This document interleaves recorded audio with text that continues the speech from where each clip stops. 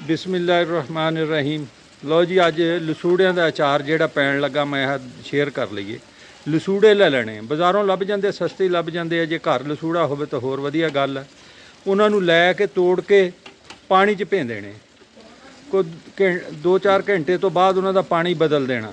शाम नूं सौण लग्या सवेरे उठ के उन्होंने पानी चों कढ़ के कपड़ा विछा के कपड़े मंजे ते छावें, धुप्पे नहीं छावें, उत्थे कला कला पा देना। जिस वेले निचड़ जाण, खुश्क हो जाण, फिर ले लेना तेल।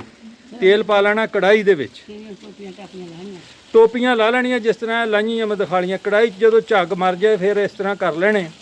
जिसले थोड़े थोड़े पक जाण, इन्ने भी नहीं पकाने कि उस तरह रंग बदल जाण, रंग रहना चाहिए, जायका भी रहिंदा। फिर इन्हों उतार लेना, उतार के तेल चों कढ़ के ठंडे कर लेने। ठंडे करके इन्हां दे विच जिन्ने भी मसाले हुंदे आ, लूण, मिर्च, हल्दी, कलौंजी, होर की हुंदा, जो भी हसबे जरूरत पाने होण ओह पा के ते आही तेल विच पा लेना। और ये तेल दे विच उन्ने की पाने जिन्ने का आ जाने, ना होवे कढ़ाई छोटी होवे तुसीं सारे दे सारे पा लो। अच्छा, पानी दे विच पाण लग्गिआं इस चीज़ का ख्याल रखना कि आ जिहड़ी हुंदी ना उपर इहदे टोपी, वो लाहनी नहीं हैगी। ये जिस वेले पानी चों कढ़ लैणे फिर लाहनी है, खुशक करके। पानी तो पहला नहीं तो पानी विच चले जाएगा तो फिर वो काम खराब हो जाएगा।